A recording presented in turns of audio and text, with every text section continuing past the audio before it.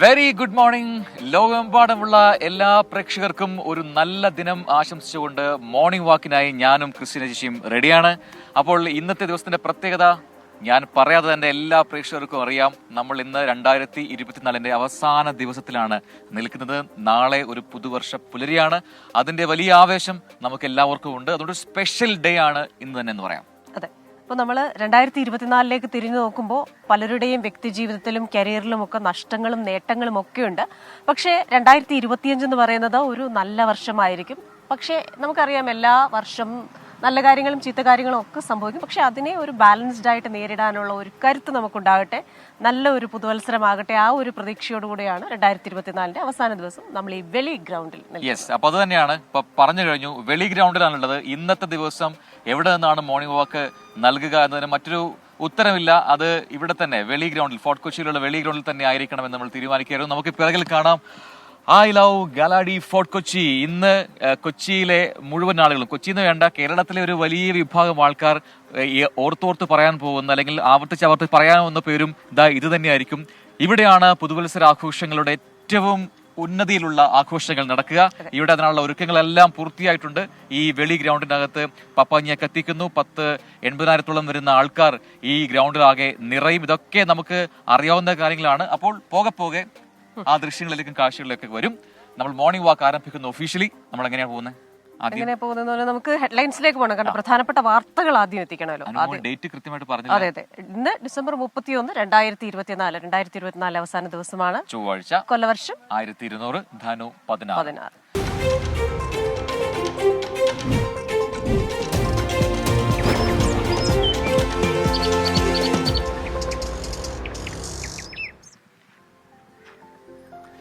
Yes, അപ്പോൾ morning walk നമുക്ക് തുടങ്ങാം. നമ്മളിപ്പോൾ ഉള്ളത് നേരത്തെ പറഞ്ഞതുപോലെ വെളി ഗ്രൗണ്ടിലാണ്. ഇവിടെയാണ് പുതുവത്സര ആഘോഷങ്ങൾ ഇന്ന് നടക്കാൻ പോകുന്നത്. അപ്പോൾ ഈ വലിയൊരു ഗ്രൗണ്ടാണ്. 80,000-ഓളം അതിലധികം ആൾക്കാരെ ഇവിടെ ഉൾക്കൊള്ളിക്കാൻ കഴിയുമെന്നാണ് പറഞ്ഞത്. പക്ഷേ കർശനമായ നിയന്ത്രണങ്ങൾ ഇത്തവണ സംസ്ഥാനത്തുടനീളമുണ്ട്. ഫോർട്ട് കൊച്ചിയിലും അതുപോലെ തന്നെയാണ് അല്ലേ? അതെ. അപ്പോൾ ഈ നിയന്ത്രണങ്ങൾ ഉണ്ട് എന്ന് പറയുമ്പോൾ ഈ പറയുന്ന സുരക്ഷാ കാര്യങ്ങളിൽ നമുക്ക് കൂടി ശ്രദ്ധ വേണം എന്നൊരു അപേക്ഷ കൂടിയുണ്ട്. കാരണം ഇത്രയും ആൾക്കാർ കൂടുമ്പോൾ, ഇത്രയും അധികം ആൾക്കാർ കൂടുമ്പോൾ ഉള്ള സുരക്ഷാ പ്രശ്നങ്ങളൊക്കെ ഒഴിവാക്കാൻ ഓരോരുത്തരും ജാഗ്രത പാലിക്കേണ്ടതാണ്. സംഘാടകരും അതിനുള്ള ജാഗ്രത പാലിക്കും എന്ന് തന്നെയാണ് നമ്മുടെ വിശ്വാസം. അതെ, ഇപ്പൊ നല്ലൊരു ഇരുട്ടാണ് ഇവിടെ. അതുകൊണ്ട് തന്നെ കൃത്യമായി പ്രേക്ഷകർക്ക് എന്താണ് വെളി ഗ്രൗണ്ടിൽ ഇപ്പോഴത്തെ സ്ഥിതി, പപ്പാഞ്ഞി എവിടെയാണുള്ളത് എന്നൊക്കെയുള്ള കാര്യങ്ങൾ കാണിക്കാൻ കുറച്ച് സമയം നമ്മൾ വെയിറ്റ് ചെയ്യണം. തൽക്കാലം നമുക്ക് വെളി ഗ്രൗണ്ടിൽ പുറത്തേക്ക് ഇറങ്ങാം. ഇവിടെ ഒരുപാട് ആൾക്കാർ ഇപ്പോൾ മോർണിംഗ് വാക്കിനും ജോഗിങ്ങിനും ഒക്കെ ഉണ്ട്. അതിനു മുമ്പ് ഒരു പ്രധാനപ്പെട്ട വാർത്ത, ഒരു സങ്കടകരമായ വാർത്ത ഈ രാവിലെ തന്നെ വരുന്നു എന്നുള്ളതാണ്. നമുക്ക് ആ വാർത്തയിലേക്ക് ഒന്ന് പെട്ടെന്ന് പോകാം. MC റോഡിൽ വാമനപുരം ജംഗ്ഷനിൽ പുലർച്ചെ ഉണ്ടായ വാഹനാപകടത്തിൽ യുവാവിന് ദാരുണാന്ത്യം എന്നൊരു വാർത്ത ഇപ്പോൾ വരുന്നു. ഇരുചക്ര വാഹന യാത്രക്കാരനായ കാരറ്റ് സ്വദേശി മഹേഷ് ആണ് മരിച്ചത്. വിശദാംശങ്ങളുമായി തിരുവനന്തപുരത്ത് നിന്ന് ചേരുന്നത് അജീഷ് ജയകുമാറാണ്. Ajeesh, good morning. എപ്പോഴായിരുന്നു ഈ അപകടം? മറ്റു വിവരങ്ങൾ എന്തൊക്കെയാണ്? ക്രിസ്റ്റീന പ്രജിൻ, ഇന്ന് പുലർച്ചെ 3 മണിയോടെയായിരുന്നു ഈ അപകടം നടന്നത്. വെഞ്ഞാറമൂട് ഭാഗത്ത് നിന്നും വാമനപുരത്തേക്ക് പത്രക്കെട്ടുമായി വന്ന പിക്കപ്പ് കെട്ടിറക്കാനായി ജംഗ്ഷനിൽ തിരിയുന്നതിനിടെ അതേ ദിശയിൽ നിയന്ത്രണം നഷ്ടപ്പെട്ടു വന്ന ഇരുചക്ര വാഹനം പിക്കപ്പിന്റെ പിന്നിലിടിക്കുകയായിരുന്നു. ഇടിയുടെ ആഘാതത്തിൽ ഈ റോഡിലേക്ക് വീണ ഈ ബൈക്ക് യാത്രികന്റെ ശരീരത്തിലൂടെ എതിർദിശയിൽ വന്ന ഒരു കാറാണ് കയറിയിറങ്ങിയത്. ഈ കാർ കയറിയിറങ്ങിയതിനെ തുടർന്ന് തൽക്ഷണം തന്നെ യുവാവ് മരിച്ചു. ശബരിമല ദർശനം കഴിഞ്ഞ് വന്ന ആന്ധ്ര സ്വദേശികളുടെ കാറാണ് യുവാവിന്റെ ശരീരത്തിൽ കയറിയിറങ്ങിയത്. വിവരമറിഞ്ഞ് ഈ സ്ഥലത്തെ വെഞ്ഞാറമൂട് പോലീസാണ് യുവാവിന്റെ മൃതദേഹം തിരുവനന്തപുരം മെഡിക്കൽ കോളേജ് മോർച്ചറിയിലേക്ക് മാറ്റിയിട്ടുള്ളത്. എന്തായാലും ദാരുണമായ ഒരു സംഭവമാണ് ഇന്ന് രാവിലെ നടന്നത്. കാരേറ്റ സ്വദേശി മഹേഷ് ആണ് മരിച്ചത്. 31 വയസ്സായിരുന്നു. അജീഷ് ജയകുമാറാണ് വാർത്തയുടെ വിശദാംശങ്ങളുമായി നമ്മോടൊപ്പം ചേർന്നത്. അപ്പൊ നമ്മുടെ പ്രേക്ഷകരെല്ലാം ഇന്നത്തെ ദിവസത്തെ മോർണിംഗ് വാക്കിന് ഇറങ്ങിയിട്ടുണ്ടാവുമെന്ന് നമ്മൾ പ്രതീക്ഷിക്കുന്നുണ്ട്. കാരണം മറ്റൊരു പ്രധാനപ്പെട്ട കാര്യം നമ്മൾ ഇന്നലെ പറഞ്ഞതാണ്. നാളെ പുതുവത്സരമാണ്, 2025 പുതിയ റെസൊല്യൂഷൻസ് ഒക്കെ എടുക്കേണ്ട സമയമാണ്. അപ്പോൾ മോർണിംഗ് വാക്കും ജോഗിങ്ങും ഒക്കെ ഇതുവരെയും തുടങ്ങാത്ത ആൾക്കാരുണ്ടെങ്കിൽ നാളെ ബെസ്റ്റ് ടൈമാണ് തുടങ്ങാൻ. കൃഷ്ണ ചേച്ചി ഫിക്സ് ചെയ്തോ? നമ്മൾ ഈ പറയുന്നത് പോലെ നടപ്പൊക്കെ നല്ല നടപ്പിലേക്ക് നമ്മൾ മാറി. കാരണം ഇതിനകത്തൊരു ഉദ്ദേശം കൂടിയുണ്ട്. ഓരോ പ്രേക്ഷകരും നമ്മളൊക്കെ ശ്രദ്ധിക്കേണ്ടത് നമ്മളുടെ മാനസിക ശാരീരിക ആരോഗ്യം ആരുടെ ഉത്തരവാദിത്വമാണ്? നമ്മളുടെ മാത്രം ഉത്തരവാദിത്വമാണ്. അപ്പൊ ആ ഒരു റെസ്പോൺസിബിലിറ്റി നമ്മൾ ഏറ്റെടുക്കുക. അപ്പൊ എന്നോട് ചോദിച്ചത് റെസൊല്യൂഷൻ എടുത്തോന്നല്ലേ? ഞാനിങ്ങനെ ആലോചിച്ചുകൊണ്ടിരിക്കുക. എന്റെ ഈ ഭക്ഷണശീലം അത്ര ശരിയല്ല, അതുകൊണ്ട് തന്നെ അതൊന്നും മാറ്റിയാൽ കൊള്ളാവുന്നുണ്ട്. ഷുഗർ എന്തായാലും ഞാൻ ഓൾറെഡി കട്ട് ചെയ്തു. അപ്പോൾ അത് കുറച്ചുകൂടെ മെച്ചപ്പെടുത്തണമെന്നുണ്ട്. അപ്പോൾ മുതലാളി എന്താണാവോ? അല്ല, അത് കഴിഞ്ഞ 2024 എനിക്ക് ഭയങ്കര ആഗ്രഹമായിരുന്നു. മുൻപ് എന്നും നമ്മുടെ റുട്ടീന്റെ ഭാഗമായിരുന്നു ഈ ഷട്ടിൽ കളി എല്ലാ ദിവസവും. പക്ഷെ അത് കഴിഞ്ഞൊരു വർഷമായിട്ടും നടന്നില്ല. അപ്പൊ അത് എന്തായാലും ഇത്തവണയെങ്കിലും നാളെ തൊട്ട് തുടങ്ങണം എന്നൊക്കെ ഉള്ളൊരു ആഗ്രഹമുണ്ട്. അത് നടക്കട്ടെ എന്നാ ഞാനൊരു നല്ല പ്ലെയർ ആണ്, വേണമെങ്കിൽ ജോയിൻ ചെയ്യാം.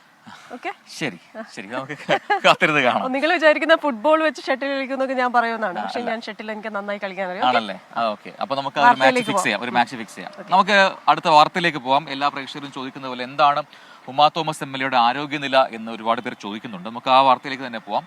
എന്നാലും കലൂർ സ്റ്റേഡിയത്തിലെ ആ അപകടം, ആ ഗാലറിയിൽ നിന്ന് വീണുള്ള അപകടം, അതിൽ ഗുരുതരമായി പരിക്കേറ്റ് ചികിത്സയിൽ കഴിയുന്ന ഉമാ തോമസ് MLA നിലയിൽ വലിയ മാറ്റമില്ല. ഗുരുതരമായി തന്നെ ഇപ്പോഴും തുടരുകയാണ്. വെന്റിലേറ്ററിലാണ് MLA എന്നാണ് അറിയാൻ കഴിയുന്നത്, അല്ലേ? തലയിലെ ആന്തരിക രക്തസ്രാവം കുറഞ്ഞെങ്കിലും ശ്വാസകോശത്തിലെ നീർക്കെട്ട് കൂടിയിട്ടുണ്ട്. MLA ഇപ്പോഴും അബോധാവസ്ഥയിലാണ്. പരിപാടിക്കായി വേദിയും പന്തലും ഒരുക്കിയ ഓസ്കാർ ഇവന്റ് മാനേജ്മെന്റ് കമ്പനിയുടെ മാനേജർ കൃഷ്ണകുമാർ, സ്റ്റേജ് നിർമ്മിച്ച മുളന്തുരുത്തി സ്വദേശി ബെന്നി, മൃദംഗാവിഷൻ CEO ഷമീർ അബ്ദുൾ റഹീം എന്നിവരെ ഇന്നലെ പാലാരിവട്ടം പോലീസ് അറസ്റ്റ് ചെയ്തിരുന്നു. അശ്വിൻ പാലാഴി നമ്മളൊപ്പം ഇന്ന് വെളി ഗ്രൗണ്ടിനടുത്തുണ്ട്. നമുക്ക് അശ്വിനോട് ചോദിക്കാം. Ashwin, good morning. അപ്പം MLA ഒരു ആരോഗ്യസ്ഥിതി എന്താണെന്ന് ആദ്യം പറഞ്ഞു തുടങ്ങാം, പിന്നെ കേസ് എങ്ങനെ പോകുന്നു എന്നുകൂടി അറിയണം. അപ്പോൾ എന്താണ് MLA ആരോഗ്യസ്ഥിതിയെ കുറിച്ച് ആശുപത്രി അധികൃതർ എന്താണ് പറയുന്നത്? ഈ അബോധാവസ്ഥയിലാണെന്ന് പറയുന്നു. അപ്പോൾ ഒരു മെഡിക്കൽ ബുള്ളറ്റിനൊക്കെ എപ്പോഴായിരിക്കും ഇന്നിറങ്ങുക? നമുക്ക് ഇന്നും ആശ്വസിക്കാൻ കഴിയുന്ന ഒരു വാർത്ത അവിടെ നിന്ന് ഇല്ല എന്നുള്ളതാണ് സങ്കടകരമായ ഒരു വസ്തുത. കാരണം തലച്ചോറിനും ശ്വാസകോശത്തിനുമാണ് പ്രധാനമായും പരിക്കേറ്റിരിക്കുന്നത്. അത് മാറ്റിയെടുക്കാനുള്ള ചികിത്സകളാണ് ഇപ്പോഴും നടന്നുകൊണ്ടിരിക്കുന്നത്. MLA ഇപ്പോഴും അബോധാവസ്ഥയിലാണ്. അപ്പോൾ ഈ ബോധം വീണ്ടെടുക്കാനുള്ള ചികിത്സ ഇന്നലെ മുഴുവൻ സമയം നൽകിയെങ്കിൽ അതിലൊരു ഗുണമുണ്ടായില്ല എന്നുള്ളതാണ് ഡോക്ടർമാർ പറയുന്നത്. ഒപ്പം ഇന്ന് 10 മണിയോടുകൂടി മെഡിക്കൽ ബോർഡ് ചേരുന്നുണ്ട്. അതിൽ അവർ ഇന്നലെ 2 ദിവസമായി നടത്തുന്ന ചികിത്സ, അതിൽ വെന്റിലേറ്ററിൽ നിന്ന് പൂർണ്ണമായി മാറ്റാൻ കഴിയുന്ന ഒരു സാഹചര്യം ഉണ്ടോ എന്നടക്കമുള്ള കാര്യങ്ങളാണ് പരിശോധിക്കുന്നത്. പ്രധാനമായും വെന്റിലേറ്ററിൻ്റെ സഹായത്തോടെ അല്ലാതെ കഴിയാൻ പറ്റുമോ എന്നുള്ളതാണ് ഏറ്റവും പ്രധാനമായി നോക്കുന്നത്. പക്ഷേ നിലവിൽ അതിനുള്ളൊരു സാഹചര്യം ഇല്ല എന്നുള്ളതാണ് ഇന്നലെ രാത്രിയും ഡോക്ടർമാർ പറഞ്ഞത്. പക്ഷേ ഏതെങ്കിലും തരത്തിൽ എന്തെങ്കിലും ഇന്നലെ രാത്രി മാറ്റമുണ്ടായോ എന്നുള്ളതാണ് ഇന്ന് 10 മണിക്ക് വരുന്ന മെഡിക്കൽ ബുള്ളറ്റിൽ നമ്മൾ പ്രധാനമായും ശ്രദ്ധിക്കുന്നത്. ഒപ്പം നിലവിൽ കേസ് ഇപ്പോഴും നടന്നുകൊണ്ടിരിക്കുകയാണ്. 3 പേരുടെ അറസ്റ്റ് ഇന്നലെ രേഖപ്പെടുത്തിയിരുന്നത് പ്രധാനപ്പെട്ട ആളുകളാണ്. അവരെ സ്റ്റേഷൻ ജാമ്യത്തിൽ വിട്ടയക്കാവുന്ന വകുപ്പുകൾ മാത്രമാണ് നിലവിലുള്ളത്. അതുകൂടാതെ ഇതിൻ്റെ MD ആയിട്ടുള്ള നികോഷ് കുമാർ എന്ന വ്യക്തി ഉൾപ്പെടെ 2 പേർ ഹൈക്കോടതിയിൽ മുൻകൂർ ജാമ്യത്തിന് തേടിയിട്ടുണ്ട്. ഈ അപകടം ഉണ്ടാക്കിയത് മാത്രമല്ല ഇപ്പോൾ കേസായിട്ടുള്ളത്, ഇതിന് പിന്നിൽ ഈ പരിപാടി നടത്തിയതിന് പിന്നിൽ ഒരു വലിയ പണപ്പിരിവ് ഉണ്ടായിട്ടുണ്ട് എന്നൊക്കെയുള്ള വ്യാപകമായ ആരോപണങ്ങൾ ഉയർന്നുണ്ടല്ലോ. അപ്പോൾ അതും എങ്ങനെയാണ് പോലീസ് നോക്കുന്നത്? നിലവിൽ അതുമായി ബന്ധപ്പെട്ട് പരാതികളൊന്നും ലഭിച്ചില്ല എന്നുള്ളതാണ് ഇന്നലെ കൊച്ചി സിറ്റി പോലീസ് കമ്മീഷണർ വ്യക്തമാക്കിയത്. ആ പരാതി ലഭിക്കുന്ന അടിസ്ഥാനത്തിൽ ഇതിൽ പരിശോധന ഉണ്ടാകുമെന്നുകൂടി അവർ വ്യക്തമാക്കിയിട്ടുണ്ട്. എന്തായാലും ഈ മാതാപിതാക്കളൊക്കെ അത് റിട്ടേൺ കംപ്ലൈന്റ് ആയി പോലീസിലേക്ക് എത്തുമോ എന്നുള്ളതാണ് ശ്രദ്ധേയം. അങ്ങനെ കൊടുത്താൽ തീർച്ചയായും അതിൽ അന്വേഷണം ഉണ്ടാകും. ഒരു വലിയ തട്ടിപ്പാണ് ഇതിന്റെ പിന്നിൽ നടന്നത് എന്നൊക്കെയാണ് ഈ രക്ഷിതാക്കളും അവിടെ ഉണ്ടായിരുന്ന ആളുകളുമൊക്കെ ആരോപിക്കുന്നത്. എന്തായാലും അത് പരാതിയായി അവരെ തെറ്റിദ്ധരിപ്പിച്ചു എന്നുള്ള ഒരു ആരോപണം ഉണ്ടായിരുന്നല്ലോ. സർക്കാരിന്റെ പരിപാടിയാണ്, സർക്കാരുമായി ചേർന്ന് നടത്തുന്നു എന്നുള്ളതായിരുന്നു ഏറ്റവും പ്രധാനപ്പെട്ട അവരുടെ ഒരു വാദം. അപ്പം ഇവരെ കൺവിൻസ് ചെയ്യിക്കാൻ, ഇവരെ പറഞ്ഞു വിശ്വസിപ്പിക്കാനായിട്ട് പല തന്ത്രങ്ങളും ഇവർ ഉപയോഗിച്ചിരുന്നു. അതെല്ലാം പോലീസിന് മുന്നിലുണ്ട്. പക്ഷെ ഇതൊരു പരാതിയായിട്ട് വരുന്ന മുറയ്ക്ക് അതിൽ മന്ത്രി MLA ഒക്കെ പങ്കെടുക്കുമ്പോൾ അത് സ്വാഭാവികമായി അങ്ങനെ ഒരു ചടങ്ങാണെന്ന് സാധാരണക്കാർ തെറ്റിദ്ധരിക്കുകയും ചെയ്യും. ആളുകളെ വിശ്വസിക്കും. കേരളത്തിലെ രണ്ടാമത്തെ അല്ലെങ്കിൽ കേരളത്തിൽ ഇനിയിപ്പം ഒന്നാമതാകാൻ പോകുന്ന വേൾഡ് റെക്കോർഡ് എന്നുള്ള ഒരു നിലയിലൊക്കെയാണ് ആളുകളെ വിശ്വസിപ്പിച്ചിരുന്നത്. ഇതിൽ കുറഞ്ഞ എണ്ണം ആളുകളാണ് മുൻപ് നടന്ന പരിപാടിയിൽ പങ്കെടുത്തത്. അതിലും ഇരട്ടിയോളം ആളുകളെ നമ്മൾ പങ്കെടുപ്പിക്കുന്നുണ്ട് എന്നൊക്കെയുള്ള വാഗ്ദാനങ്ങളും ഇതൊക്കെയാണ് അവരോട് പറഞ്ഞത്. എന്തായാലും അതെല്ലാം മാറി ഇനിയിപ്പോൾ അന്വേഷണം വന്നാൽ എന്താണ് ഇതിന് പിന്നിലുള്ള യഥാർത്ഥ ലക്ഷ്യം എന്നുള്ളതൊക്കെ പുറത്തു വരും. അന്വേഷണം പരാതിയുടെ അടിസ്ഥാനത്തിൽ മുന്നോട്ട് കൊണ്ടുപോകുന്നതാണ് പോലീസ് പറയുന്നത്. ഇനിയിപ്പോൾ ഉമാ തോമസിന്റെ കേസിലേക്ക് വന്നു കഴിഞ്ഞാൽ ഇപ്പോൾ ഈ പറയുന്ന പോലെ ഏത് രീതിയിലുള്ള ചികിത്സയാണ് നൽകുന്നത്? ഇപ്പോൾ ഈ പല സ്ഥലങ്ങളിലും ഒടിവ് സംഭവിച്ചിട്ടുണ്ട്, മുഖത്തടക്കം കാര്യമായ പരിക്കുണ്ടെന്നൊക്കെ പറഞ്ഞു. അതിൽ ആശ്വാസമായത് എന്താണ് പറയുക, ഒരു പ്രശ്നങ്ങൾ കുറവാണ്. പക്ഷെ ശ്വാസകോശത്തിലെ ആ നീർക്കെട്ട് കുറച്ചുകൂടെ കൂടിയിട്ടുണ്ട്. ഇന്നലെ അത് കുഴപ്പമില്ലായിരുന്നു. സെക്കൻഡ് ഡേ ആയതുകൊണ്ട് ഇഞ്ചുറീസ് ഒന്നും ഇല്ലായിരുന്നു. ഈ കോട്ടയം മെഡിക്കൽ കോളേജിലുള്ള സംഘം തന്നെയാണല്ലേ ഇപ്പോൾ അതിന്റെ ട്രീറ്റ്മെന്റിന്റെ ഒരു നേതൃത്വം നൽകുന്നത്? അവരുടെ പൂർണ്ണമായ നിരീക്ഷണമുണ്ട്. ട്രീറ്റ്മെന്റിന് ചികിത്സയ്ക്ക് നേതൃത്വം നൽകുന്നതും അവരാണ്. അതേസമയം തന്നെ റണൈ മെഡിസിറ്റിയിലെ വിദഗ്ധരായ ഡോക്ടർമാരും പൂർണ്ണസമയം നിരീക്ഷണത്തിലുണ്ട്. അങ്ങനെ വലിയൊരു മെഡിക്കൽ ടീം ഈ ഉമാ തോമസ് MLA ആരോഗ്യം നിരീക്ഷിക്കാനും അവർ ചികിത്സയ്ക്ക് വേണ്ടിയൊക്കെ മുന്നോട്ട് കൊണ്ടുപോകുന്നുണ്ട്. എന്തായാലും ഈ ശ്വാസകോശത്തിലെ പ്രശ്നം, ഈ വാരിയല്ലുകൾ ഒടിഞ്ഞു കുത്തി കയറി എന്നുള്ളതാണ് പ്രശ്നം. അത് പരിഹരിക്കാനുള്ള അല്ലെങ്കിൽ അതിൽ ചികിത്സയ്ക്കുള്ള എല്ലാ മാർഗങ്ങളും അവർ തേടുന്നുണ്ട്. ശരി. അപ്പൊ എന്തായാലും മെഡിക്കൽ ബുള്ളറ്റിൻ നിന്ന് വന്നു കഴിഞ്ഞാൽ കൂടുതൽ വ്യക്തമായി നമുക്ക് ആ കാര്യങ്ങൾ മനസ്സിലാവും. അശ്വിനിലേക്ക് കുറച്ചുകൂടെ കഴിഞ്ഞാൽ നമുക്ക് എത്താം. ഈ വെളി ഗ്രൗണ്ടിലെ മറ്റ് കാര്യങ്ങളും ഇവിടുത്തെ ആഘോഷങ്ങൾ എങ്ങനെയാണ്, നിയന്ത്രണങ്ങൾ എങ്ങനെയാണോ ഒക്കെ നമുക്ക് അറിയേണ്ടതുണ്ട്. കുറച്ചെടുത്ത് നമ്മൾ മറ്റു വാർത്തകളൊന്ന് കൊടുത്ത ശേഷം എത്താം. എന്തായാലും നമുക്ക് ക്രിസ്മസ് പരീക്ഷാകാലവുമായി ബന്ധപ്പെട്ട പരീക്ഷയുമായി ബന്ധപ്പെട്ട വിവാദങ്ങൾ, ചോദ്യപേപ്പർ ചോർച്ച, ഇതുമായിട്ടൊക്കെ ബന്ധപ്പെട്ട അപ്ഡേഷൻസ് എന്ന് വന്നിട്ടുണ്ട്. ആ വാർത്തയിലേക്ക് കൂടെ വളരെ പെട്ടെന്ന് നമുക്ക് പോകേണ്ടതായിട്ടുണ്ട്. ഞാൻ വേറൊരു കാര്യം പറയട്ടെ, ഈ വെളി ഗ്രൗണ്ടിന്റെ നമ്മൾ ഒത്ത നടുവിലാണ് നമ്മൾ ഇപ്പോൾ നിൽക്കുന്നത്. ഇപ്പൊ റോഡ് നോക്കുന്ന ഒന്നും സൈഡിലേക്ക് ജസ്റ്റ് ഒന്ന് മാറാം. അപ്പൊ നമുക്ക് വാർത്തയിലേക്ക് പോകാം അല്ലേ? അപ്പോൾ ഒളിവിൽ കഴിയുന്ന MS സൊല്യൂഷൻസ് CEO ഷുഹൈബിന്റെ മുൻകൂർ ജാമ്യാപേക്ഷ കോടതി ഇന്ന് പരിഗണിക്കുകയാണ്. കോഴിക്കോട് ജില്ലാ സെഷൻസ് കോടതിയാണ് ജാമ്യാപേക്ഷ പരിഗണിക്കുന്നത്. അതേസമയം MS സൊല്യൂഷൻസിലെ 2 അധ്യാപകർക്ക് ഇന്ന് ചോദ്യം ചെയ്യലിന് നോട്ടീസ് നൽകി. ഇന്ന് ഹാജരായില്ലെങ്കിൽ ക്രൈംബ്രാഞ്ച് വരെ കസ്റ്റഡിയിൽ എടുത്തേക്കും. എന്തായാലും MS സൊല്യൂഷൻസുമായി ബന്ധപ്പെട്ട ആ ചോദ്യപേപ്പർ ചോർച്ചാ കേസുമായി ബന്ധപ്പെട്ട് ഇന്ന് വളരെ പ്രധാനപ്പെട്ട ദിനമാണ്. ഇന്ന് MS സൊല്യൂഷൻസ് CEO ഷുഹൈബിന്റെ മുൻകൂർ ജാമ്യ ഹർജി കോടതി പരിഗണിക്കുന്നുണ്ട്. അതേസമയം തന്നെ ക്രൈംബ്രാഞ്ച് ഇതിലെ ആരോപണ വിധേയരെ ചോദ്യം ചെയ്യാനുള്ള, മൊഴിയെടുക്കാനുള്ള നീക്കവും നടത്തുന്നുണ്ട്. അത് വളരെ പ്രധാനപ്പെട്ട ഒരു ദിനമാണ് ഇന്ന് ഈ കേസുമായി ബന്ധപ്പെട്ടെന്ന് പറയാം അല്ലെ? അതെ. കോഴിക്കോട് നിന്ന് സമീർ C. മുഹമ്മദാണ് ചേരുന്നത്. Sameer, very very very good morning. ഈ കേസുമായി ബന്ധപ്പെട്ട ഒരു വശത്ത് മുൻകൂർ ജാമ്യ ഹർജി, മറുവശത്ത് ഈ 2 അധ്യാപകർക്ക് ചോദ്യം ചെയ്യലിന് നോട്ടീസ് നൽകിയിട്ടുണ്ട്. ഇന്ന് ഹാജരായില്ലെങ്കിൽ എന്ത് സംഭവിക്കും? ഈ കേസുമായി ബന്ധപ്പെട്ട ഏറ്റവും പുതിയ അപ്ഡേറ്റ്സ്.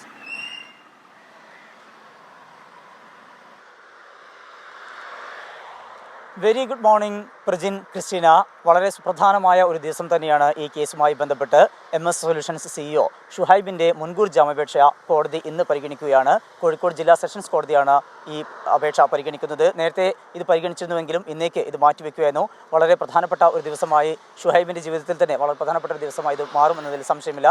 പ്രത്യേകിച്ചും ഈ കേസിൽ പ്രതി ചേർത്തതോടുകൂടെ ഈ വ്യക്തി ഒളിവിൽ പോയിരുന്നു, ഷുഹൈബ് ഒളിവിൽ പോയിരുന്നു. ഷുഹൈബിനെ കണ്ടെത്താൻ വിപുലമായിട്ടുള്ള അന്വേഷണവുമായി പോലീസ് മുന്നോട്ട് പോവുകയാണ്. അദ്ദേഹത്തിൻ്റെ വീട്ടിലും അതുപോലെ തന്നെ വിവിധ ഇടങ്ങളിലെ ഓഫീസുകൾ, കൊടുവള്ളിയിലും അതുപോലെ മുക്കത്തുമൊക്കെയുള്ള ഓഫീസുകളിലും ക്രൈംബ്രാഞ്ച് സംഘം അന്വേഷണം നടത്തുകയും അദ്ദേഹത്തിൻ്റെ laptop, mobile phone, hard disk ഉൾപ്പെടെയുള്ളവ പിടിച്ചെടുക്കുകയും ചെയ്തിരുന്നു. തുടർന്ന് ഹാജരാവാൻ നിർദ്ദേശിച്ചിരുന്നെങ്കിലും അദ്ദേഹം ഒളിവിൽ പോവുകയാണ് ചെയ്തത്. തുടർന്നാണ് ക്രൈംബ്രാഞ്ച് സംഘം ലുക്കൌട്ട് സർക്കുലർ പുറപ്പെടുവിച്ചത്. ഈ വ്യക്തിക്ക് വിദേശത്തേക്ക് കടക്കാൻ കഴിയാത്ത വിധം, ഇദ്ദേഹത്തിന് എവിടെയും ഒളിവിൽ കഴിയാൻ പോലും കഴിയാത്ത വിധത്തിലേക്ക് കാര്യങ്ങൾ എത്തിക്കും എന്നാണ് അന്വേഷണ സംഘത്തിന് നമുക്ക് ലഭ്യമാകുന്ന വിവരം. പക്ഷേ ഇതുവരെയും പോലീസിനെ കണ്ടെത്താൻ കഴിഞ്ഞിട്ടില്ല, അന്വേഷണ സംഘത്തിന് ഈ പ്രതിയെ കണ്ടെത്താൻ കഴിഞ്ഞിട്ടില്ല. ഈ വേളയിൽ കൂടിയാണ് ഈ മുൻകൂർ ജാമ്യാപേക്ഷയിൽ ഇന്ന് കോടതി വിധി പറയുക. അങ്ങനെ വന്നു കഴിഞ്ഞാൽ സ്വാഭാവികമായും ഒരുപക്ഷെ മുൻകൂർ ജാമ്യം ലഭിക്കുകയാണ് എങ്കിൽ ഈ പ്രതി ക്രൈംബ്രാഞ്ച് സംഘത്തിന് മുന്നിൽ ഹാജരായി വിശദാംശങ്ങൾ നൽകും എന്നാണ് നമുക്ക് പ്രതീക്ഷിക്കാൻ കഴിയുന്നത്. അതോടൊപ്പം മറ്റൊരു പ്രധാനപ്പെട്ട കാര്യം കൂടിയുള്ളത്, 2 അധ്യാപകർക്ക് കഴിഞ്ഞ ദിവസങ്ങളിൽ ക്രൈംബ്രാഞ്ച് സംഘം നോട്ടീസ് നൽകിയിരുന്നു. അത് ഹാജരാവണം, വിശദാംശങ്ങൾ നൽകണം എന്നാവശ്യപ്പെട്ടുകൊണ്ടാണ്. പക്ഷേ 3 തവണ നോട്ടീസ് നൽകിയെങ്കിലും ഈ സംഘം ഇതുവരെയും ഹാജരായിട്ടില്ല. 2 അധ്യാപകർ ജിഷ്ണു, ഫഹദ്, ഈ 2 പേർക്കാണ് നോട്ടീസ് നൽകിയിരുന്നത്. 2 പേരും ഇതുവരെയും ഹാജരായിട്ടില്ല. ഇന്നാണ് ഇവർക്ക് നൽകിയിട്ടുള്ള അവസാന ദിവസം. ഇന്ന് കൂടി ഹാജരായില്ല എങ്കിൽ ഈ 2 പേരെയും കസ്റ്റഡിയിൽ എടുത്തുകൊണ്ട് വിശദമായി ചോദ്യം ചെയ്യും എന്ന കാര്യമാണ് ക്രൈംബ്രാഞ്ച് വ്യക്തമാക്കുന്നത്.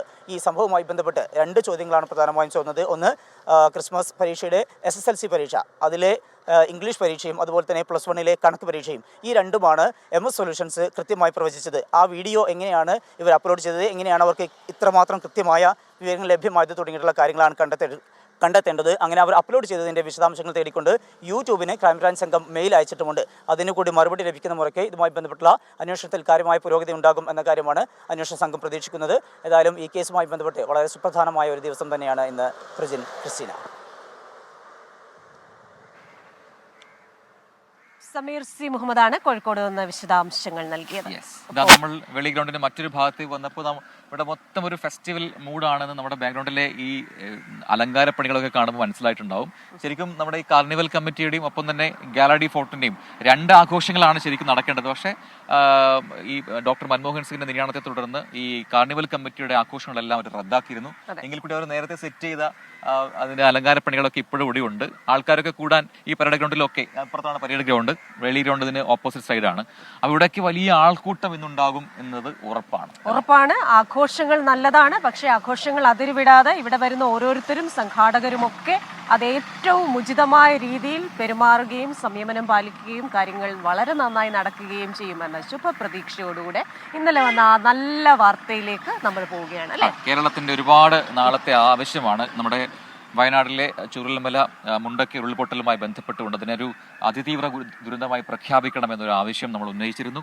അതിൽ ഇപ്പോൾ കേന്ദ്രത്തിൽ നിന്നും ഒരു മറുപടി ഇന്നലെ വന്നു. അത് ആ ആവശ്യം അംഗീകരിച്ചാണ് ഇന്നലെ നമുക്ക് കത്ത് ലഭിച്ചിരിക്കുന്നത്. എന്തായാലും പ്രിൻസിപ്പൽ സെക്രട്ടറി ടിങ്കു ബിസ്വാൾ കേന്ദ്രത്തിന് അയച്ച കത്തിലാണ് ഇപ്പോൾ ഒരു മറുപടി ഉണ്ടായിരിക്കുന്നത്. അതിതീവ്ര ദുരന്തമായി മുണ്ടക്കൈ ചുരുളമല ഉരുൾപൊട്ടൽ ദുരന്തം മാറിയിട്ടുണ്ട് ഇതിനോടകം അല്ലേ? പുനരധിവാസ പ്രവർത്തനങ്ങൾക്കായി 2219 കോടിയുടെ സഹായമാണ് കേരളം കേന്ദ്രത്തോട് ആവശ്യപ്പെട്ടിട്ടുള്ളത്. തിരുവനന്തപുരത്ത് നിന്ന് അജീഷ് ജയകുമാറാണ് വീണ്ടും ചേരുന്നത്. Ajeesh, very good morning again. അപ്പോൾ ഇന്നലെ ഒരു സന്തോഷ വാർത്തയായിരുന്നു. എപ്പോഴാണ് ഈ ഉത്തരവ് പുറത്തിറങ്ങുക? മറ്റൊന്ന്, ഇതുമായി ബന്ധപ്പെട്ട ധനസഹായവുമായി ബന്ധപ്പെട്ട ഒരു വ്യക്തത എപ്പോഴാണ് വരിക? പ്രജിൻ ക്രിസ്റ്റീൻ, എന്തായാലും കേരളം ഒറ്റക്കെട്ടായി നിരന്തരം നടത്തിയ സമ്മർദ്ദത്തിന്റെ ഫലമായിട്ടാണ് കേന്ദ്രം ഈ വയനാട് ദുരന്തത്തെ അതിതീവ്ര ദുരന്തമായി അംഗീകരിച്ചത്. ഈ ഡിസംബർ 28-നായിരുന്നു പ്രിൻസിപ്പൽ സെക്രട്ടറി ടിങ്കു ബിസ്വാൾ കേന്ദ്ര ആഭ്യന്തര മന്ത്രാലയത്തിന് ഇങ്ങനെ ഒരു കത്ത് അയച്ചത്. ഇത് അംഗീകരിച്ചിട്ടുണ്ടോ എന്ന് ചോദിച്ചുകൊണ്ട്. അങ്ങനെയാണ് കേന്ദ്ര ആഭ്യന്തര മന്ത്രാലയം ജോയിന്റ് സെക്രട്ടറിയുടെ ഒരു മറുപടി കത്ത് ലഭിക്കുന്നത്. അത് കേന്ദ്രം വയനാട് ദുരന്തത്തെ അതിതീവ്ര ദുരന്തമായി അംഗീകരിച്ചു എന്നുള്ള ഒരു മറുപടി കത്ത് ലഭിക്കുന്നത്. എന്തായാലും ഇത് ആശ്വാസകരമാണ്. പക്ഷേ ഇത് കത്ത് അംഗീകരിച്ചതായിട്ടുള്ള കത്ത് മാത്രം പോരാ, കേരളത്തിന് ആവശ്യം പണമാണ്. കാരണം കഴിഞ്ഞ 5 മാസമായി കേരളം പലതവണ ആവശ്യപ്പെട്ടതാണ് 2219 കോടി രൂപയുടെ ഒരു പുനരധിവാസ പദ്ധതിയുടെ പാക്കേജ് നൽകണമെന്ന് ആവശ്യപ്പെട്ടുകൊണ്ട് കേരളം മെമ്മോറാണ്ടം നൽകിയിരുന്നു. പക്ഷേ ഈ മെമ്മോറാണ്ടം വൈകിയെന്നൊക്കെ പറഞ്ഞുകൊണ്ടാണ് ഈ പണം ഒന്നും കേന്ദ്രം ഇതുവരെയ്ക്കും തരാതിരുന്നത്. പക്ഷേ ഈ അതിതീവ്ര ദുരന്തമായി പ്രഖ്യാപിച്ച അടിസ്ഥാനത്തിൽ കൂടുതൽ വകുപ്പുകളിൽ നിന്ന് കൂടുതൽ പണം കിട്ടാനുള്ളൊരു സാധ്യത മാത്രമാണ് നിലവിൽ തുറന്നു കിട്ടിയിട്ടുള്ളത്. ഇനി ഒരു ഉത്തരവായിട്ട് ഇത് പുറത്തിറങ്ങണം. ഈ പണമൊക്കെ കിട്ടണം, കൃത്യസമയത്ത് കേരളത്തിന് കിട്ടണം. എങ്കിൽ മാത്രമേ കേരളത്തിന് കൃത്യസമയം പുനരധിവാസ പ്രവർത്തനങ്ങൾ നടത്താൻ സാധിക്കുള്ളൂ. എന്തായാലും റവന്യൂ മന്ത്രി ഇന്ന് തലസ്ഥാനത്തേക്ക് എത്തിയിട്ടുണ്ട്. റവന്യൂ മന്ത്രിയുടെ അധ്യക്ഷതയിൽ ഇന്നൊരു യോഗം ചേരും. അതിനുശേഷം മാത്രമേ കേരളത്തിന് ഇതുകൊണ്ട് ഗുണമുണ്ടാകുമോ അല്ലെങ്കിൽ എത്ര രൂപ കിട്ടുമോ എന്നടക്കമുള്ള കാര്യങ്ങൾ വ്യക്തത വരികയുള്ളൂ. എന്തായാലും അതിനുശേഷം അദ്ദേഹം മാധ്യമങ്ങളെ കാണാമെന്ന് അറിയിച്ചിട്ടുണ്ട്. എന്തായാലും കേരളം ഒറ്റക്കെട്ടായി വളരെ മാസങ്ങളായി നടത്തിയ ഒരു പരിശ്രമത്തിന്റെ ഫലമായിട്ടാണ് കേന്ദ്രം ഇങ്ങനെ ഒരു ഈ വയനാട് ദുരന്തത്തെ അംഗീകരിച്ചു എന്നുള്ള കാര്യം തർക്കമില്ല. യെസ്, അജേഷ് ജയകുമാറാണ് ആ സന്തോഷകരമായ വാർത്ത. എന്തായാലും അതിതീവ്ര ദുരന്തമായി പ്രഖ്യാപിച്ചതുകൊണ്ട് തന്നെ വൈകാതെ സഹായം ഇനി ഉണ്ടാകും. അത് കേരളം ആവശ്യപ്പെട്ട അത്രയും തുക തന്നെ ആയിരിക്കുമോ എന്നൊക്കെയുള്ള കാര്യങ്ങളിലാണ് നമുക്കിനി വ്യക്തത വരുത്തേണ്ടത്. എന്നാലും നമ്മുടെ പ്രതീക്ഷ നമ്മുടെ മാക്സിമത്തിലേക്ക് എത്തുന്നു. കാരണം എന്തായാലും അത് പ്രഖ്യാപിച്ചല്ലോ, അതിൽ തന്നെ വലിയ ആശ്വാസമുണ്ട് അല്ലേ? മിസ്റ്റർ പ്രജിൻ സി കണ്ണൻ, താങ്കൾ ഇത്രയും നേരമായിട്ട് പ്രേക്ഷകരുടെ കമന്റ്സ് അവർ വന്നോ, വല്ലതും സംസാരിച്ചോ, എന്തെങ്കിലും തിരക്കിയോ? സമയം പറഞ്ഞോ? സമയം 6 മണി കഴിഞ്ഞ് 21 മിനിറ്റാണ്. പറഞ്ഞില്ല. ഞാൻ പലപ്പോഴും പറയണമെന്ന് വിചാരിച്ചു, പക്ഷെ നടന്നില്ല. അപ്പൊ ഞാൻ തമാശ പറഞ്ഞാണ്. സുധാ വിശ്വൻ പറയുന്നു, നമസ്കാരം പ്രജിൻ, 2025-നെ വരവേൽക്കുന്ന നല്ല പാട്ട് പാടും. 2 ദിവസമായി പാട്ടില്ലാന്ന് നിരവധി കമന്റുകളുണ്ട്. അപ്പോ അത് ഇപ്പൊ പാടിയില്ലെങ്കിൽ പോലും ആലോചിച്ചതിന് ശേഷം അല്പസമയത്തിനകം ഒരു പാട്ട് പാടേണ്ടതാണ്. നമ്മുടെ പ്രേക്ഷകർ അബ്ദുള്ള AK കമന്റ്സ് വായിച്ചുകൊണ്ടിരിക്കുമ്പോൾ നാടുകളിലൂടെയാണ് താങ്കൾ നടക്കുന്നത് എന്ന ഒരു ബോധം കൂടെ വേണം. കുറച്ച് സൈഡിലേക്ക് തീർച്ചയായും. അതെ, അപ്പോൾ ഈ ചങ്ങാതി നന്നെങ്കിൽ കണ്ണാടി വേണ്ട എന്ന് വീണ്ടും ഞാൻ ആവർത്തിക്കുകയാണ്. ഞാൻ വായിക്കുമ്പോൾ ഇറ്റ് ഈസ് ദ ഉത്തരവാദിത്വം ഓഫ് ദ യു. ഓക്കെ, അപ്പൊ നമുക്ക് വാർത്തയിലേക്ക് പോവാം. യെസ്, നേരത്തെ പറഞ്ഞ നമ്മുടെ വയനാട് ദുരന്തവുമായി ബന്ധപ്പെട്ട ഒരു അനുബന്ധ റിപ്പോർട്ടിലേക്കാണ്. മുണ്ടക്കൈ ചൂരൽമല പുനരധിവാസത്തിന് എസ്റ്റേറ്റ് ഭൂമി ഏറ്റെടുക്കുന്നത് സംബന്ധിച്ച് ഹൈക്കോടതി ഉത്തരവിൽ ആശയക്കുഴപ്പമുണ്ട് എന്നതാണ് വസ്തുത. ഡിസാസ്റ്റർ മാനേജ്മെന്റ് ആക്ട് അനുസരിച്ച് ഭൂമി ഏറ്റെടുക്കണമെന്ന സർക്കാർ ഉത്തരവ് ശരിവയ്ക്കുന്ന കോടതി എസ്റ്റേറ്റ് ഉടമകൾക്ക് മുൻകൂർ പണം നൽകണമെന്ന് കൂടി പറയുന്നതാണ് ഈ ആശയക്കുഴപ്പത്തിന് കാരണം. മുണ്ടക്കൈ ചൂരൽമല ദുരന്തത്തിനിരയായവരെ പുനരധിവസിപ്പിക്കാൻ 2 എസ്റ്റേറ്റുകൾ ഏറ്റെടുക്കാൻ അനുമതി നൽകി ഈ മാസം 27-ന് ഹൈക്കോടതി ഉത്തരവിട്ടിരുന്നു. ഭൂമി ഏറ്റെടുക്കൽ സംബന്ധിച്ച് 2 തരത്തിലുള്ള പരാമർശങ്ങളാണ് വിധിയിലുള്ളത്. മേപ്പാടിയിലെ നെടുമ്പാല എസ്റ്റേറ്റും കൽപ്പറ്റയിലെ എൽസ്റ്റൺ എസ്റ്റേറ്റും ഡിസാസ്റ്റർ മാനേജ്മെന്റ് ആക്ട് പ്രകാരം ഏറ്റെടുക്കാനുള്ള സർക്കാർ തീരുമാനം ഹൈക്കോടതി ശരിവെക്കുന്നുണ്ട്. എന്നാൽ DM ആക്ട് പ്രകാരം ഏറ്റെടുക്കുന്ന ഭൂമിക്ക് മുൻകൂർ നഷ്ടപരിഹാരം നൽകണമെന്നും ഉത്തരവിൽ പറയുന്നു. ഉടമസ്ഥാവകാശം സംബന്ധിച്ച് സർക്കാരും എസ്റ്റേറ്റ് ഉടമകളും തമ്മിൽ ഇപ്പോൾ തന്നെ കേസുകളുണ്ട്. കേസിൽപ്പെട്ട ഭൂമി ഏറ്റെടുക്കുമ്പോൾ കോടതിയിൽ പണം കെട്ടിവെക്കുന്നതാണ് നിലവിലുള്ള കീഴ്വഴക്കം. എന്നാൽ കേസിൽ തീർപ്പ് വരുന്നതിന് മുമ്പ് തന്നെ നഷ്ടപരിഹാരം നൽകണമെന്നാണ് കോടതി ഉത്തരവിൽ പറയുന്നത്. ഇതിനൊപ്പം ഉടമകളുമായി ബോണ്ട് ഒപ്പിടണമെന്നും കോടതി നിർദ്ദേശിച്ചിട്ടുണ്ട്. ഭൂമി ഏറ്റെടുക്കലിൽ ബോണ്ട് ഒപ്പിടുന്ന രീതിയില്ല. ഇതാണ് ആശയക്കുഴപ്പത്തിന് വഴിവെച്ചിരിക്കുന്നത്. ഉടമസ്ഥാവകാശം സംബന്ധിച്ച കേസിൽ തീർപ്പാക്കുന്നതിന് മുൻപേ നഷ്ടപരിഹാരം നൽകുന്നത് സംസ്ഥാന താൽപര്യത്തിന് ഗുണകരമല്ലെന്നാണ് റവന്യൂ വകുപ്പിന്റെ അഭിപ്രായം. വിധി എതിരാണെങ്കിൽ എസ്റ്റേറ്റ് ഉടമകൾ പണം തിരികെ നൽകണമെന്നാണ് ഹൈക്കോടതി ഉത്തരവിൽ പറയുന്നത്. LAR ആക്ട് പ്രകാരമുള്ള മുൻകൂർ അഡ്വാൻസ് ഭീമമായ തുക വരും. ഇതിനൊപ്പം നിശ്ചിത ശതമാനം അഡീഷണൽ കോമ്പൻസേഷൻ നൽകണം. സിവിൽ കേസ് തീർപ്പാക്കാൻ കൊല്ലങ്ങളെടുക്കും. അത്രയും കാലം ഈ തുക എസ്റ്റേറ്റ് ഉടമകളുടെ കൈവശമാകും. ഇനി വിധി അനുകൂലമായാൽ തന്നെ മുതൽ മാത്രമേ തിരികെ കിട്ടൂ, പലിശ നഷ്ടമാകും. ഇതൊന്നും സംസ്ഥാന താൽപര്യത്തിന് യോജ്യമല്ലെന്ന് റവന്യൂ വകുപ്പ് ചൂണ്ടിക്കാട്ടുന്നു. ഹൈക്കോടതി ഉത്തരവിൽ എന്ത് വേണമെന്ന് അടുത്ത മന്ത്രിസഭാ യോഗം തീരുമാനിക്കും. അപ്പീൽ പോകുന്ന അടക്കമുള്ള കാര്യങ്ങളും ഇതിൽ ഉൾപ്പെടുന്നു. എന്നാൽ എസ്റ്റേറ്റ് ഉടമകൾക്ക് മുൻകൂർ നഷ്ടപരിഹാരം നൽകണമെന്നാണ് വ്യവസായ വകുപ്പിന്റെ താല്പര്യമെന്നാണ് സൂചന. 24 തിരുവനന്തപുരം. യെസ്, അപ്പോൾ അതാണ് അതുമായി ബന്ധപ്പെട്ട വിശദാംശങ്ങൾ. നമുക്കിനി അടുത്ത റിപ്പോർട്ടിലേക്ക് പോവാം. ഇന്നലെ വളരെ പ്രധാനപ്പെട്ട ഒരു ദിവസമായിരുന്നു. നമ്മുടെ ശാസ്ത്ര സാങ്കേതിക മികവിന്റെ ഒരു വലിയ തെളിവായിട്ട് ഇന്നലെ ISROയുടെ ഒരു റോക്കറ്റ് വിക്ഷേപണം നടന്നു. മാത്രമല്ല, പുതിയ ടെക്നോളജി ബഹിരാകാശ രംഗത്ത് ഡോക്കിംഗ് എന്ന് പറയുന്ന മെക്കാനിസം അത് ഇന്ത്യക്ക് കൂടി സാധ്യമാകുന്നു എന്ന രീതിയിലേക്ക് കാര്യങ്ങൾ വരികയാണ്. ഇന്നലെ അതുമായി ബന്ധപ്പെട്ട വളരെ പ്രധാനപ്പെട്ട ഒരു ദിനമായിരുന്നു. ആ റിപ്പോർട്ടിലേക്കാണ് നമ്മൾ ഇനി കടക്കുന്നത്, അല്ലേ? അതെ. ISROയുടെ സ്പേസ് ഡോക്കിംഗ് ദൗത്യത്തിന്റെ ആദ്യപടിയായ PSLV-60 സ്പെയ്ഡെക്സ് വിക്ഷേപണം വിജയകരം. 2 പേടകങ്ങളെയും PSLV-60 കൃത്യമായി ഭ്രമണപഥത്തിലെത്തിച്ചു. അടുത്ത മാസം 7-ന്, അതായത് ജനുവരി 7-ന്, ഈ വരാൻ പോകുന്ന ആഴ്ചയിൽ തന്നെയാണ് 7-നാണ് ഉപഗ്രഹങ്ങളെ ബഹിരാകാശത്ത് വെച്ച് കൂട്ടിച്ചേർക്കുന്ന ഡോക്കിംഗ് എന്ന് പറയുന്ന ആ പ്രോസസ്സ് നടക്കാൻ പോകുന്നത്. ISRO chairman S. സോമനാഥ് ഈ കാര്യങ്ങൾ കഴിഞ്ഞ ദിവസം വിശദീകരിക്കുകയും ചെയ്തിരുന്നു. 5, 4, 3, 2, 1, 0. 10 മിനിറ്റും 15 സെക്കൻഡും. ശ്രീഹരിക്കോട്ടയിലെ സതീഷ് ധവാൻ സ്പേസ് സെന്ററിൽ നിന്ന് കോടിക്കണക്കിന് ഇന്ത്യക്കാരുടെ പ്രതീക്ഷകൾ 2 പേടകങ്ങളിലാക്കി PSLV-C60 കുതിച്ചുയർന്നു. കൃത്യം 15 മിനിറ്റിനുള്ളിൽ 2 ഉപഗ്രഹങ്ങളെയും ഭ്രമണപഥത്തിലെത്തിച്ചു. ISROയ്ക്ക് ഇത് ചരിത്ര നിമിഷം. ISRO has got its own space docking experiment. Do continue to follow the social media handles of ISRO for the updates on the space. SDX-1, SDX-2 എന്നീ ഉപഗ്രഹങ്ങളെ 476 കിലോമീറ്റർ ഉയരത്തിലുള്ള ഭ്രമണപഥത്തിലാണ് എത്തിച്ചത്. ഇനി പതിയെ ഇവ തമ്മിലുള്ള അകലം കുറച്ച് ഒന്നിച്ചു ചേർക്കുന്നതാണ് സ്പേസ് ഡോക്കിംഗ്. ജനുവരി 7-ന് ഡോക്കിംഗ് നടക്കുമെന്ന് ISRO ചെയർമാൻ S. സോമനാഥ് പറഞ്ഞു. 220 കിലോഗ്രാം ഭാരമുള്ള 2 ഉപഗ്രഹങ്ങളെയാണ് വിക്ഷേപിച്ചത്. 475 കിലോമീറ്റർ ഉള്ള ഒരു വൃത്താകാരമായ ഭ്രമണപഥത്തിൽ വിക്ഷേപിച്ചു. അപ്പോൾ ഈ ഭ്രമണപഥത്തിലാണ് ഈ 2 ഉപഗ്രഹങ്ങളും ഇനി വരുന്ന ദിവസങ്ങളിൽ ഡോക്കിംഗ് നടത്താൻ പോകുന്നത്. ദൗത്യം വിജയകരമായി പൂർത്തിയാക്കിയാൽ ബഹിരാകാശ ഡോക്കിംഗ് സാങ്കേതിക വിദ്യയുള്ള 4ാമത്തെ രാജ്യമായി ഇന്ത്യ മാറും. ഇന്ത്യ ലക്ഷ്യമിടുന്ന സ്വന്തം ബഹിരാകാശ നിലയത്തിനും ചാന്ദ്രയാൻ, ഗഗൻയാൻ ദൗത്യങ്ങൾക്കും ഇത് കരുത്താകും. 24 പേലോഡുകളും ഉപഗ്രഹങ്ങൾക്കൊപ്പമുണ്ടായിരുന്നു. ഇനി 8 ദിവസത്തെ കാത്തിരിപ്പാണ്. അതിനപ്പുറം സ്പേസ് ഡോക്കിംഗ് പൂർത്തിയാക്കി ബഹിരാകാശ വമ്പന്മാരുടെ പട്ടികയിലേക്ക് ഇന്ത്യയുടെ പേരുകൂടി എഴുതി ചേർക്കപ്പെടും. ശ്രീഹരിക്കോട്ടയിലെ സതീഷ് ധവാൻ സ്പേസ് സെന്ററിന് മുന്നിൽ നിന്നും ക്യാമറമാൻ ശ്രീകാന്ത് ഗൗരീശപ്പെട്ടതോടൊപ്പം മുഹമ്മദ് റഹീസ്, 24. യെസ്, അപ്പോൾ ISROയുടെ അഭിമാന ദൗത്യമായിട്ട് ഡോക്കിംഗ് മാറുന്നുണ്ട്. എന്തായാലും ഡോക്കിംഗ് ചെയ്യാൻ സാധിക്കട്ടെ. ഡോക്കിംഗ് നടന്നു കഴിഞ്ഞാൽ ആ ടെക്നോളജി കൈവരിക്കുന്ന 4ാമത്തെ രാജ്യമായി ഇന്ത്യ മാറുകയും ചെയ്യും. അഭിമാന നിമിഷമാണ്. നമ്മൾ ഈ ലാറ്റിൻ അമേരിക്കൻ രാജ്യങ്ങളിലൊക്കെ പോയി കഴിഞ്ഞു കഴിഞ്ഞാൽ ഗ്രാഫിറ്റികൾ കാണാം. പലരും ഇങ്ങനെ ചിത്രങ്ങൾ. അപ്പോൾ ഇവിടെ 2025-നെ വരവേൽക്കുന്ന ഒരു കൂട്ടം ആൾക്കാരാണ്. അവരുടെയൊക്കെ പേര് അവിടെ എഴുതി വെച്ചിട്ടുണ്ട്. മാത്രമല്ല മനോഹരമായ ചിത്രങ്ങളും ഈ റോഡിൽ. ഈ ഫോർട്ട് കൊച്ചി പരേഡ് ഗ്രൗണ്ടിലുള്ള ഗ്രൗണ്ടിലേക്കുള്ള റോഡിലേക്കാണ് നമ്മളിപ്പോൾ ഉള്ളത്. ആ റോഡിലാണുള്ളത്. അപ്പോൾ അവിടെ റോഡിൽ കൃത്യമായി ഗ്രാഫിറ്റി ആർട്ട് നടത്തിയിട്ടുണ്ട്. അതിനൊരു ദൃശ്യം പ്രേക്ഷകർക്ക് ഇപ്പോൾ കാണാം. നമുക്ക് പിന്നിലൊരു നക്ഷത്ര മരമുണ്ട്. അങ്ങനെ മൊത്തത്തിൽ ഈ ഒരു റോഡ് എന്ന് പറയുന്നത് ഒരു ഫെസ്റ്റിവൽ, ഒരു കാർണിവൽ മൂഡാണ്, അല്ലേ? പെട്ടെന്ന് ചേച്ചി പറഞ്ഞപ്പോഴേ വിദേശ രാജ്യങ്ങളിലെ കാർണിവൽ ഒരു ഏറ്റവും ഇമ്പോർട്ടന്റ് ആണല്ലോ. ബ്രസീൽ, അർജന്റീന, ലാറ്റിൻ അമേരിക്കൻ രാജ്യങ്ങൾ. അപ്പൊ എന്തായാലും അതുമായി ബന്ധപ്പെട്ട ഒരു വാർത്തയിലേക്ക് തന്നെയാണ് ഇനി. പുതുവത്സരാഘോഷങ്ങൾ കുരുങ്ങുകയാണ് ലോകം. സംസ്ഥാനത്ത് ഫോർട്ട് കൊച്ചി, കോവളം, കോഴിക്കോട് ഉൾപ്പെടെ വിവിധ സ്ഥലങ്ങളിൽ ഇന്ന് രാത്രി വിപുലമായ ആഘോഷ പരിപാടികൾ നടക്കും. അതിന്റെ ഒരു ഒരുക്കങ്ങളാണ് നമ്മൾ ഇപ്പോൾ ഈ ഫോർട്ട് കൊച്ചിയിൽ നിന്നും പ്രേക്ഷകരുമായി പങ്കുവെക്കുന്ന ഈ ദൃശ്യങ്ങൾ കൂടി.